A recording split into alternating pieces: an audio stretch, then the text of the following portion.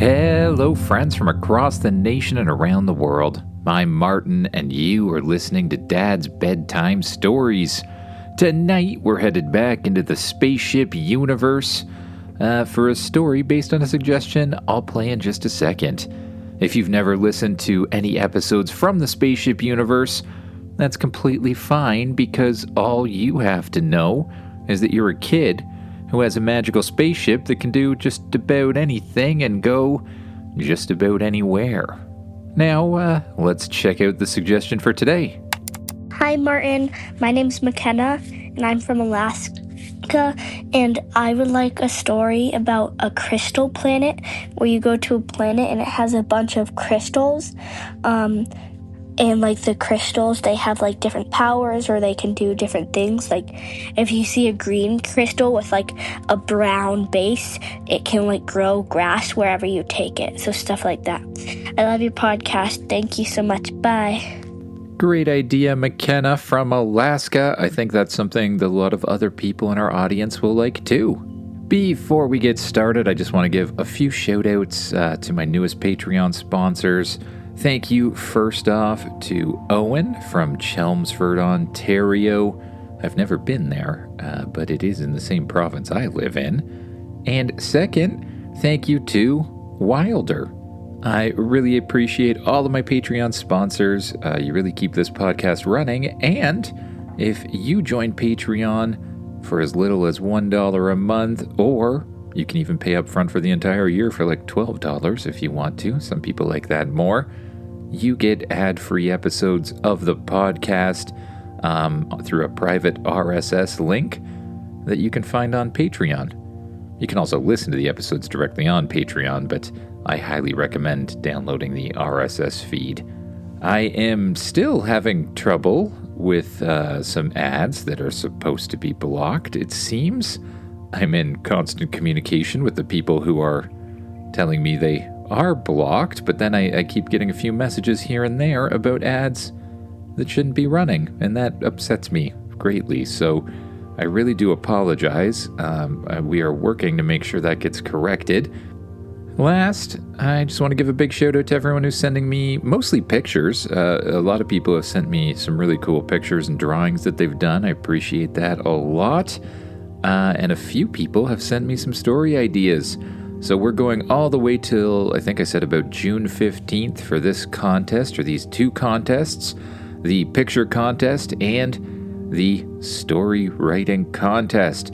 So if you have a great story that you think would make a great episode of the show, you can send it to dad.bedtimestories@gmail.com. Or if you have some artwork you just want to share with me, you can send it to the same address.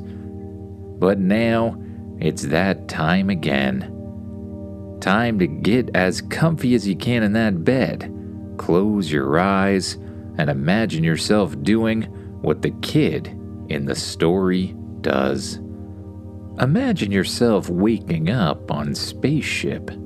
It turns out you fell asleep on the couch again. You get up, swing your legs over the side, and stretch your arms up in the air. Good morning, Spaceship. Find anything interesting while I was sleeping? Yes, indeed I did.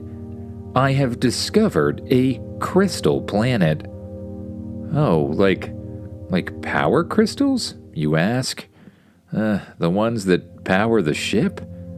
Perhaps, Spaceship answers.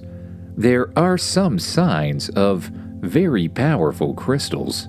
However, my scans indicate that many of these crystals are a little bit different. Different in a good way or different in a bad way, you ask?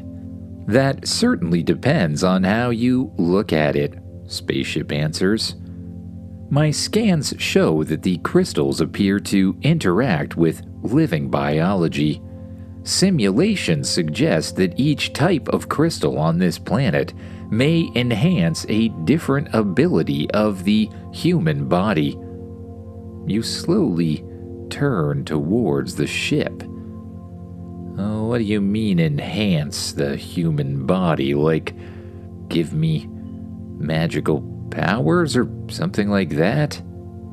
Perhaps, Spaceship answers. I mean that they temporarily enhance your connection to certain forms of energy, motion, matter, or other special forces. So, superpowers, you say? Yes, superpowers. Well, Spaceship, I think it's time to set a course for that planet. Understood. Setting course now. Spaceship turns a little bit to the right and heads a little bit up from your current path, then jumps to super hyperdrive.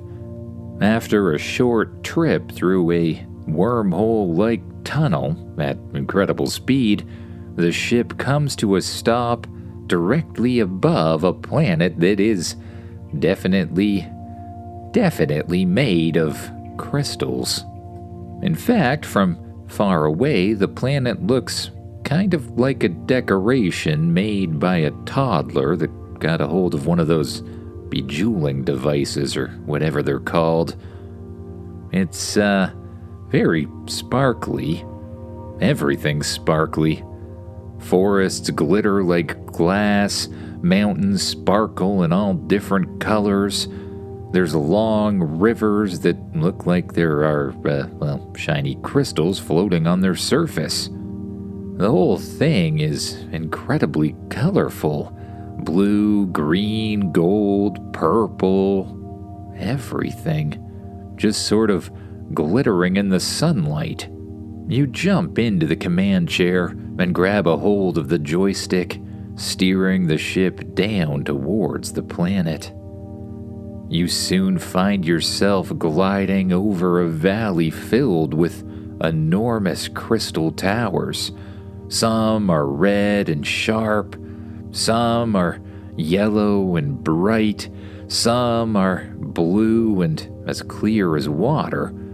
Others are green, white, orange, and purple, all glowing softly, as if the planet itself was powered or something. Spaceship lands on a flat silver plain between several crystal fields of all different colors. The back door opens up, and you head down the ramp and take a step onto the crystally ground.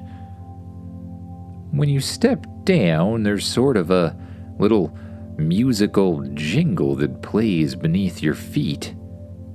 The air smells clean and cool, and Changer, your, shape-shifting dog, currently in the form of a earth puppy, jumps out behind you, running around on the surface of the planet and transforming into several different creatures before landing on a bird. The bird floats over and lands atop a red crystal. A scanning beam of bright blue shines out over the different colors of crystals. The red crystals appear to be linked to something akin to physical force, Spaceship says, possibly increasing your strength. Is it safe to try out, you ask? It's as safe as any other thing I've allowed you to do over these many adventures, Spaceship answers. You take a second to think about that. Spaceship's never led you fully astray or anything like that, so it's probably pretty safe. You walk over to one of the smaller red crystals. It's about the size of your hand and it's glowing warmly. You touch it with one finger, and for a second, nothing happens. Then your whole body feels like it's full of thunder. Ugh, you say. The crystal flashes and a red glow runs up your arm and spreads across your entire body. How do you feel? Spaceship asks. I feel strong, you answer. To what degree? You look around and find a boulder sitting between some of the crystals. one about the size of a small car. Let's find out, you say. You walk over towards the boulder. You grab it with your hands, which somehow break into the side of it as if it's made out of, like foam or something. You lift it up so easily that you almost throw it up over your head by accident. Whoa, you say, trying to get a hold of the boulder up over top of your head. Careful, Spaceship says. Make gentle movements. Your muscles are amplifying force approximately 40 times the normal amount. You carefully raise the boulder up, getting a balance for it. This is amazing. Then you pull it back behind you and throw it as hard and as far as you can. You figure it'll only go a few feet, but instead, it sails across the valley like a cannonball and then smashes into one of the crystal hills, sending sparkles and, well, little broken pieces of crystal everywhere. Oops, you say. That was rather destructive, Spaceship says. I only meant to throw it a few feet. You threw it approximately 400 feet. Well, I guess I don't know my own strength yet. Sorry, I'll be more careful. I'm still learning. The red glow slowly fades away from your body and disappears. At least we know that this crystal is definitely, strength, you say. Confirmed, Spaceship says.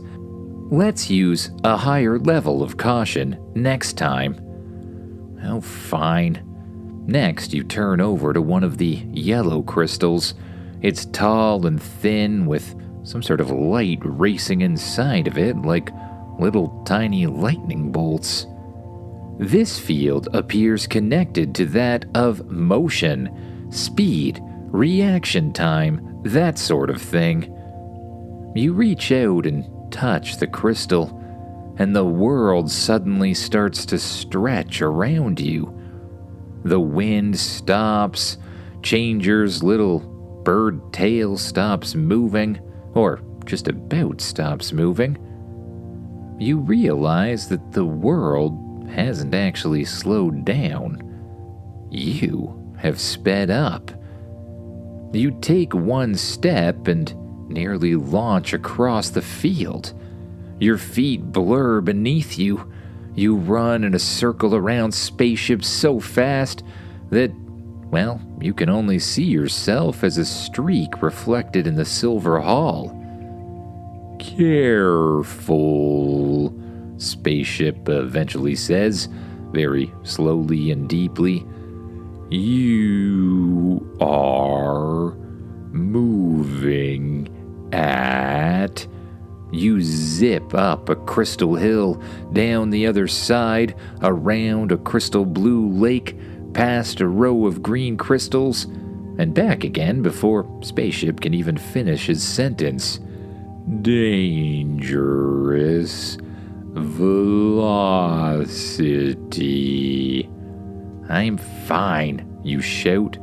But, well, to Spaceship, your voice only comes out as a squeaky streak of sound.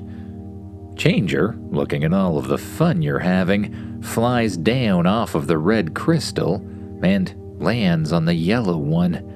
A streak of yellow power passes through him, and he almost instantly transforms back into a dog and then zips over beside you. The two of you race around in circles for a few minutes before the yellow glow starts to fade and you start to go back to normal speed, which feels incredibly slow now. Next, you turn towards a pale blue crystal that's hovering a few inches above the ground, which makes you think that it might have some connection to flight. This one appears connected to gravity, Spaceship says. lift, balance, vertical movement. A flight crystal. You quickly place your hand on it and Changer runs over and does the same. Blue-white energy curls around your body, as well as Changer's, and you soon find yourself lifting up off of the ground and floating in place. For a perfect second, you just hover there peacefully. Then, with a simple thought, you shoot upwards. You blast through the air like a rocket, and Changer chases after you, transforming himself into a long, thin, dragon-like creature. The crystal planet drops beneath you as you bounce around left and right, flying between mountains over top of hills, before eventually slowly running out of power and drifting downwards, falling at a very safe pace towards the ground. You're thankful that the flight crystal doesn't just sort of immediately run out of energy. The blue streaks of power leave your body, and Changer lands beside. You then look over to the last crystal that you can see nearby. It's green with a little bit of brown on the bottom. Oh, what do you think that one is, Spaceship? You ask. I believe that this power field appears connected to organic growth. Though on this planet, life and crystal structures seem to be blended together. So, like a nature crystal? That'll give me the power to grow things out of the ground by simply thinking about it? Possibly. There is only one way to try it out. You place your hand on the green crystal, and warmth spreads through your body, as well as a strange green glow. The ground beneath your feet starts to sort of tremble, and a tiny green sprout pushes up through the crystal floor, then another, and then 10 more. Crystal grass grows in a circle around you, glowing the same color as an emerald. A small tree rises from the ground, and a whole bunch of vines shoot up. You lift your hands up and, well, you feel a sort of connection to them. You begin to will the trees and vines to grow up and over and around in any direction you like, and to your surprise, they follow. You focus down on the ground below you and imagine a tree shooting up beneath you. It starts as a sprout, gets larger and larger, wraps itself around your feet, and then lifts you up into the air, high above the crystal planet. The tree continues to shoot up and out until all of the crystal is now surrounded by patches of green grass, beautiful large trees, and a whole bunch of vines. Changer swings around beside you, transformed into a monkey and having the time of his life swinging from vine to vine. He must have touched one of the green crystals too, because he has that sort of glow about him, and because the vines themselves seem to reach out to grab him just as much as he reaches out to hold on to them. Before long, the green glow fades as well. But the trees and plants you've grown seem to stay where they are. Cool. We can, transform this entire planet if we want to, you say. And then a shadow passes over the Crystal Valley. You look up and see a dark ship dropping down through the clouds. It's shaped like a jagged metal T-Rex head. It lands and the front hatch opens up. A ramp lowers down, and down the ramp stomps Rex, or a Rex clone. In case you don't know, Rex, or, well, Rex's clones anyways, are some of your biggest nemeses. Rex is an evolved T-Rex, which means he's smarter than a normal dinosaur and, in fact, smarter than a normal human. Only this time, instead of wearing his normal white scientist robes, he's wearing some sort of power armor. "Well, well, well," Rex says, "trying out new powers without inviting me." You fold your arms. Rex. Changer starts to growl and transforms into a much larger and scarier looking dog. "What are you doing here?" you ask. Rex gestures behind him. "Me? I'm doing what I always do, bringing you a little bit of excitement."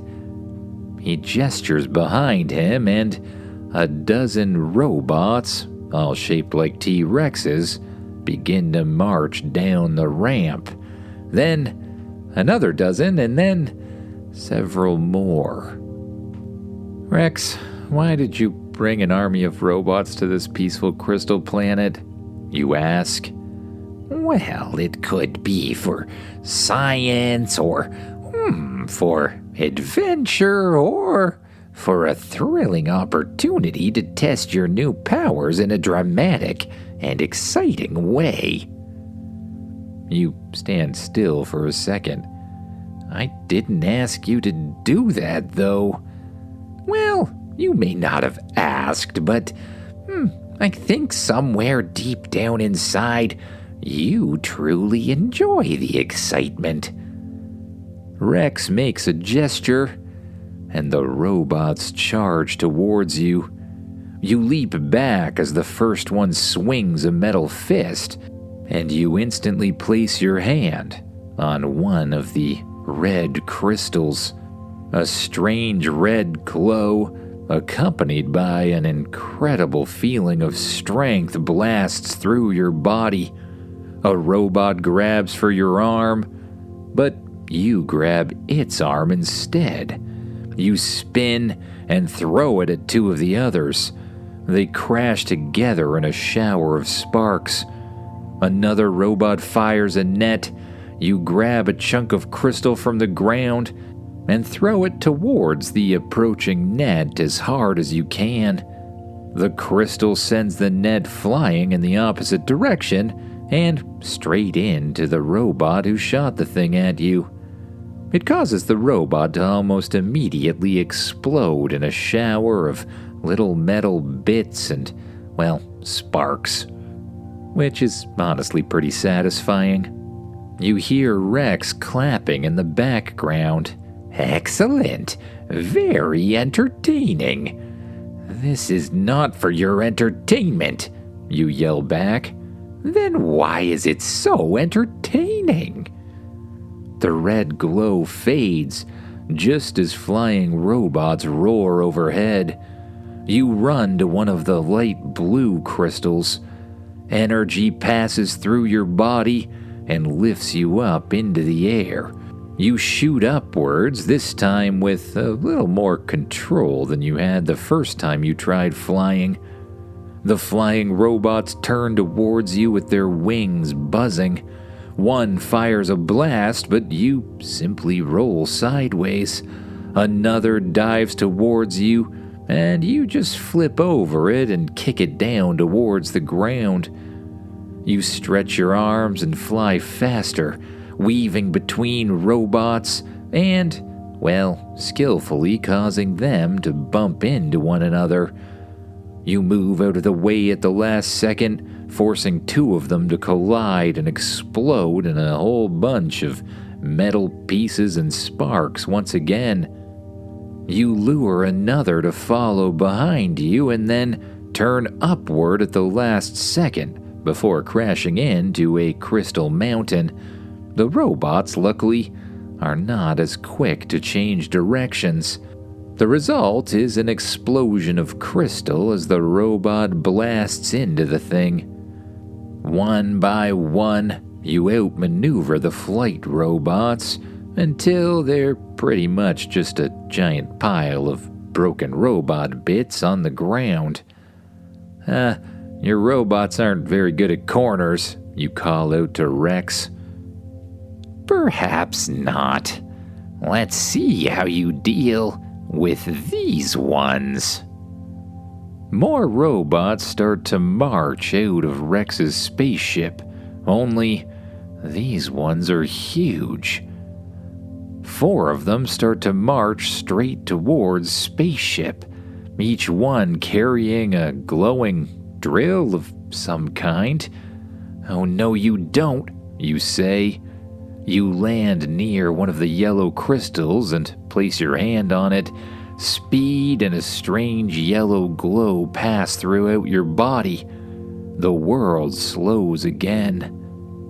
The drill robots stomp forward like they're moving at super slow speed.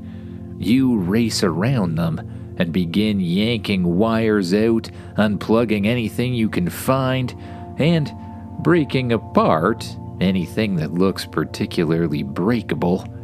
You find that moving at this speed makes everything rather breakable. As you allow time to catch up, all 4 robots take one more step before immediately falling over and exploding. "That was very efficient," Spaceship says. You give a little bow.